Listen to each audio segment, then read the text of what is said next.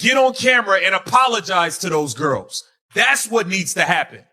Not only does it stop there, you need to get your ass on camera with whoever else the other owner is, and y'all need to talk about the assault that took place to a Caitlin Clark fan who was spit in the face by a Seattle Storm fan. Unprovoked. You guys need to be getting on camera and addressing that. How about that? This is not enough. Watch that body language. Watch how security responds when they're told who the aggressor is. That hesitation, that shift in tone, that's the moment they realize they can't do what they do to any other fan. Because this isn't just some rowdy spectator who crossed the line. This is a co-owner of the Seattle Storm, and what you just witnessed is the exact moment the rules changed.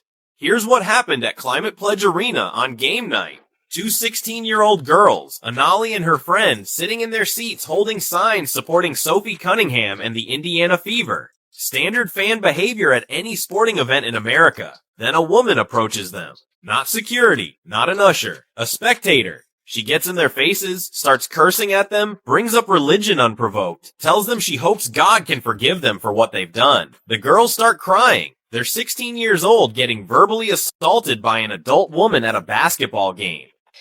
So at this point, I go over to security again, and there's another male security guard who was perfectly nice to us and knew the situation that had happened.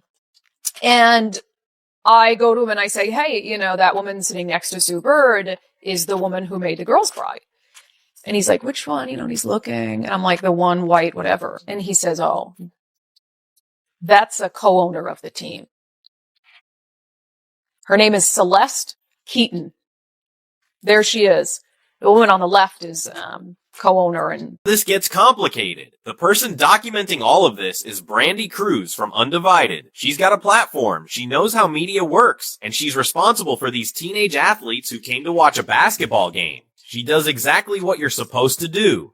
She finds security. She reports the incident. She points out the woman who made two children cry. And that's when security drops the bomb. Oh, that's a co-owner of the team. Think about what that response implies. Not we'll handle it, or we'll escort her out, or that's unacceptable behavior. Just an identification. As if knowing who someone is explains why the rules don't apply to them. As if ownership status creates immunity from the fan code of conduct that every other person in that arena has to follow. The WNBA's own fan code of conduct is crystal clear. Any in-arena comments using profanity, violation, comments that are offensive, abusive, disparaging, or demeaning, violation, discriminatory comments based on religious beliefs, violation. The code doesn't have an asterisk that says unless you're rich enough to own part of the team. Or longtime partner. So you and your wife need to come out. You and your wife need to come out and address this on camera. Your little 5-game suspension where you get to hide away is not enough. That's not enough. So I'm like, okay. So there's actually video of me talking to security because I go over and I'm like, I'm responsible for these girls. She has video proof. And I go over to security and I'm telling them, and they were nice, right? But they say, oh, that's the co-owner of the team. And I say, okay. And I'm thinking, why does it matter? You can't do, I don't care if you're the co-owner, Sue Bird, or who it is. Security tells Brandy Cruz to write a letter to the team. Let that sink in. Write a letter to the team about the team's co-owner. You see the problem here? Who exactly is that letter going to? Who's going to enforce consequences when the person who violated the code of conduct is literally one of the people running the organization? This is where the power dynamic becomes impossible to ignore. If any regular fan had gotten up from their seat, walked across the arena, and verbally abused two teenage girls until they cried, security would have ejected them immediately. No questions asked. You'd be escorted out of the building, possibly banned from future games. And depending on what you said, you might be dealing with law enforcement. That's the standard. That's what happens when you cross the line at a professional sporting event. But Celeste Keaton didn't get ejected. She walked back to her courtside seat next to Sue Bird and watched the rest of the game. The only reason any of this became public is because Brandy Cruz has a media platform and she knew how to use it. She put this story out there with receipts, with video evidence, with specific details about what happened and how security responded. She forced the WNBA's hand. It's against the fan rules of conduct. So I'm like, can't we do something about this right now? I mean, security had basically said, if you find this woman, let us know. Well, I found her. Sorry that she happens to be the co-owner of the team, but she cursed out 2 16-year-olds. I'm like, can we do something about it? And then one of the security guards says, well, you could go, there's an office up here. You could go up and talk to them. And the male security guard says, the best course of action is probably just to write a letter to the team. So they're telling me to write a letter to the team, okay? Write a letter to the team, and it's the damn owner. And here's what makes this even worse. This wasn't the only hostile incident that night. Brandy Cruz documents another moment. One of the teenage athletes with her, Callie Keeler, gets up to check on Anali while she's crying. 2 other Storm fans try to trip her as she walks by. Then they laugh about it. This isn't one bad apple having a bad night. This is a pattern of behavior where opposing fans are being targeted and harassed, and it's happening with the implicit approval of the building's ownership. The WNBA issued their response. 5-game suspension for Celeste Keaton. She can't attend the next 5 home games. Let's break down why that's completely inadequate. First, owners don't attend every game anyway. They pick and choose based on their schedule, based on the opponent, based on whether it's convenient. So suspending an owner from 5 games isn't the same as suspending a player or even a season ticket holder. It's barely an inconvenience. Second, there's no public apology required, no press conference, no statement directly from Keaton to the girls she made cry or to the fans who witnessed this behavior. The WNBA issued a statement on her behalf. That's not accountability, that's damage control. We love Sophie, thank you Sophie for speaking up. And so we were holding on, just watching the game again, and then it was Jesus loves everyone. That's what she told us. And I was like, oh, I know. I'm religious, I know, I know. Nice. Yeah, and she's like, oh, I hope Jesus can forgive you for what sin you've done. And something like God can say. Now, okay, I played this in another video, so I'm going to I want to hear her finish. So Hold on 1 second. Let me get to it. All right, here we go. That are discriminatory toward people based on their religious beliefs is against the rules. Well, they brought up God. Oh, I hope your God forgives you. Any in-arena comments that use profanity. Let's talk about what should have happened here. Celeste Keaton should be suspended from all Storm home games for the remainder of the season, not 5 games, the rest of the season. You want to show that ownership doesn't create immunity? That's how you do it. Apply the same standard you'd apply to any fan who verbally abused children at your arena. She should face a significant financial penalty, not a slap on the wrist fine. A substantial amount that actually matters, even to someone wealthy enough to own a WNBA team. Money that goes directly to organizations supporting youth sports or anti-bullying initiatives. Make the punishment mean something. And most importantly, she needs to face cameras and apologize directly, not through a league statement, not through a PR firm. Celeste Keaton needs to stand in front of a microphone and address what she did. Apologize to Anali. Apologize to her friend. Apologize to Brandy Cruz for putting her in an impossible situation. Apologize to every parent who brings their kid to a Storm game expecting a safe environment. But it doesn't stop with Keaton. The Storm organization needs to address the assault that happened in their building. A Caitlin Clark fan was spit in the face by a Storm fan. That's battery. That's a crime. Where's the statement about increased security? Where's the announcement about how they're going to prevent this from happening again? Where's the acknowledgement that their building became hostile to opposing fans? Profanity that are offensive, abusive, disparaging, demeaning are strictly against the rules, and they violate the WNBA's fan code of conduct. So what happens when the co-owner of the team violates the WNBA's fan code of conduct and gets her old ass up and hobbles across the freaking floor to harass 2 16-year-old girls? And this is a woman, by the way, who, is held up in the media throughout the years as someone who's a champion for women. A champion for the WNBA. Not a single one of those WNBA players would want to play against a man. Not a single one of those team owners or any team owner of any WNBA team in the nation would want to have to play against a team that has a man on it. But maybe if they did have a man on their team, the Storm wouldn't have lost 7 in a row last. Here's what Brandy Cruz exposed that goes beyond this single incident. She revealed the double standard that exists when powerful people violate the rules. Security knew immediately who Celeste Keaton was. They knew she was a co-owner, and that knowledge changed everything about how they responded. They went from, if you find her, let us know, to, well, that's complicated. The second they realized who they were dealing with. This is the same woman who's been held up in media coverage as a champion for women's basketball, a champion for the WNBA, someone who invested in the league and supported women's sports. And maybe she has done those things, but that doesn't give her the right to verbally abuse teenage girls at a basketball game. Your contributions to the league don't create a separate set of rules for your personal behavior. The irony here is thick. The WNBA has spent years trying to build family-friendly environments at their games. They've marketed themselves as accessible, as welcoming, as places where young girls can see professional women athletes and be inspired. Then you have an owner of one of those teams making young girls cry because they're supporting the opposing team. You have fans trying to trip teenage athletes. You have someone spitting in another fan's face. That's not family-friendly, that's hostile. Last night.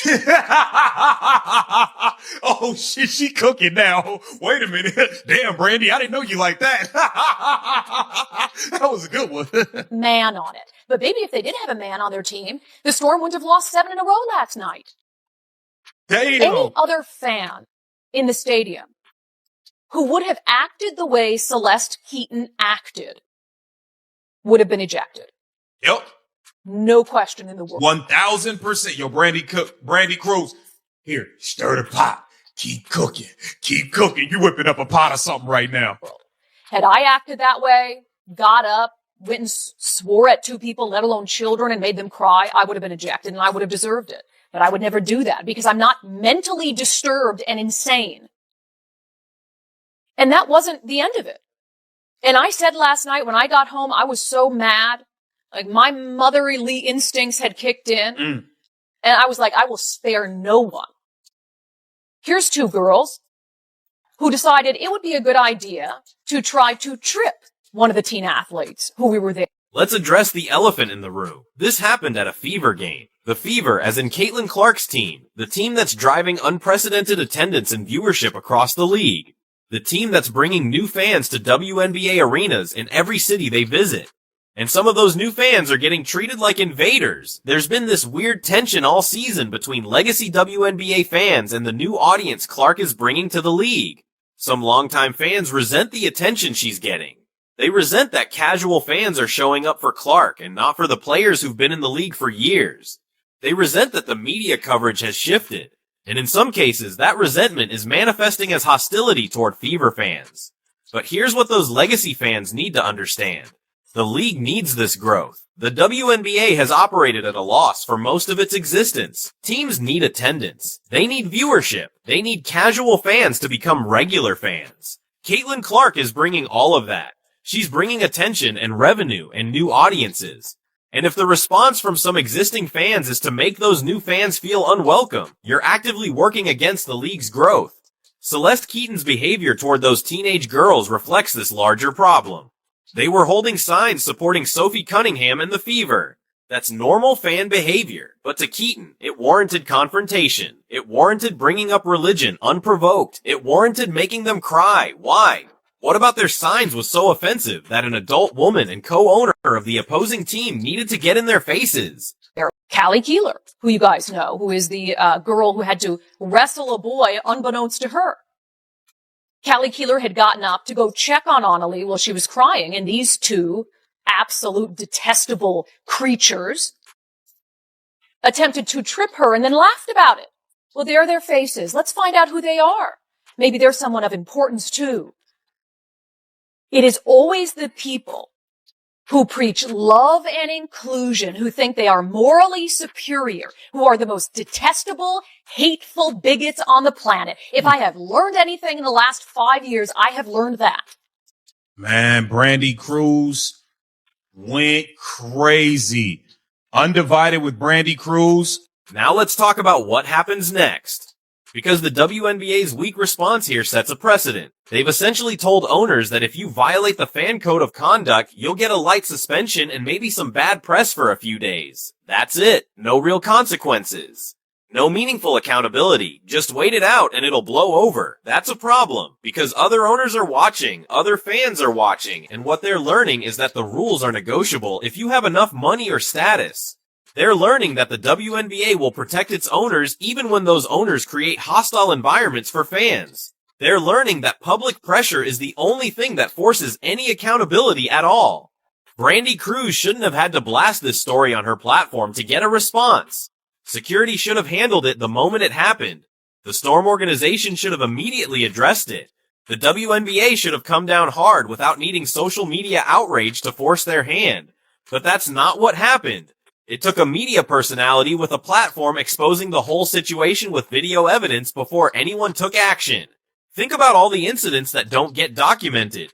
Think about all the times fans get harassed or assaulted and there's no Brandy Cruz there to put it on blast. Think about all the times security tells people to just write a letter and those letters go nowhere. This incident only became public because the right person was there to witness it and had the platform to share it. How many other incidents are happening that we never hear about?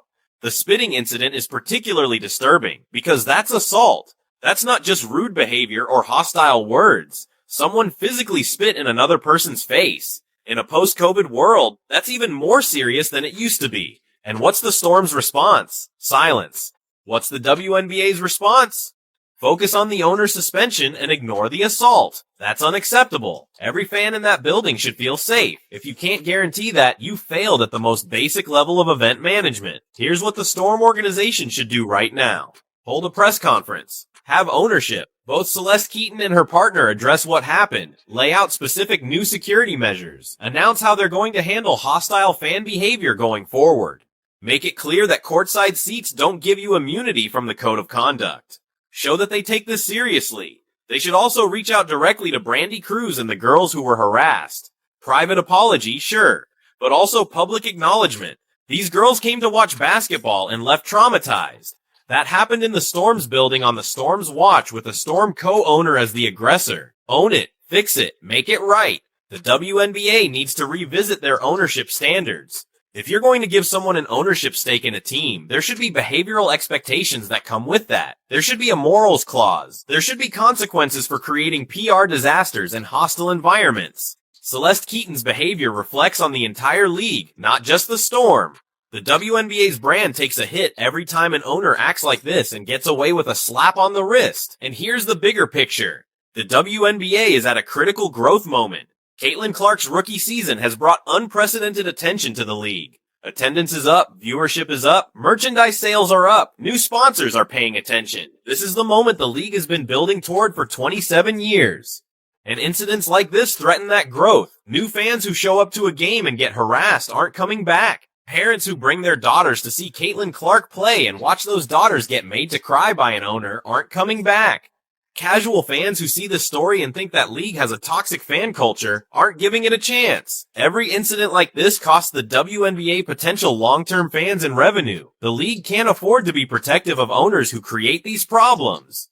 They can't afford to issue weak punishments that don't actually change behavior. They can't afford to wait for social media outrage before taking action. They need to be proactive. They need to set clear standards. They need to enforce those standards consistently, regardless of who violates them. Celeste Keaton should be ashamed. She's a grown woman who made teenage girls cry at a basketball game. She used her position and her courtside seat to intimidate kids who were just supporting their team. And when security found out who she was, she got protected instead of ejected. That's not leadership. That's not being a champion for women's sports. That's being a bully who hides behind money and status. The 5-game suspension is insulting. It's the WNBA hoping this blows over quickly without actually addressing the underlying problems. It's performative accountability that doesn't cost Keaton anything meaningful. She'll miss 5 home games she probably wouldn't have attended anyway. Wait for the news cycle to move on and go right back to her courtside seats with 0 actual consequences. So what should happen? Brandy Cruz laid it out perfectly. Season-long suspension from home games, public apology on camera, explanation of new security measures, acknowledgement of the assault that happened in the building, financial penalty that actually matters. And most importantly, a clear message that ownership status doesn't create immunity from basic standards of human decency. The WNBA talks a big game about values and community and creating welcoming environments. Now's the time to back that up with action. Show that you actually mean it. Show that protecting teenage fans matters more than protecting wealthy owners. Show that growth and new audiences are more important than maintaining comfortable relationships with people who write checks. Because here's the reality. Caitlin Clark and the new fans she's bringing are the future of this league. They're the reason attendance is up and viewership is breaking records. They're the reason sponsors are finally paying attention. And if the WNBA's response to those new fans getting harassed is a week suspension and corporate statements, those fans will leave. They'll go watch women's college basketball, where the environment is actually family-friendly. They'll go support other women's sports where they're actually welcome. The ball is in the WNBA's court. They can either take this seriously and implement real consequences and real changes, or they can keep issuing weak punishments and watching incidents like this damage their brand. They can either protect all fans equally, or they can protect their owners and watch their growth stall. They can either be the league they claim to be, or they can be the league that lets co-owners make teenage girls cry without real accountability. So let me ask you this, is a 5-game suspension enough? Should Celeste Keaton be banned for the rest of the season? Should the Storm be forced to address the assault that happened in their building? And what does it say about the WNBA that it took social media outrage to get even this weak response? Get in the comments and let me know what you think, because this story isn't over, not by a long shot.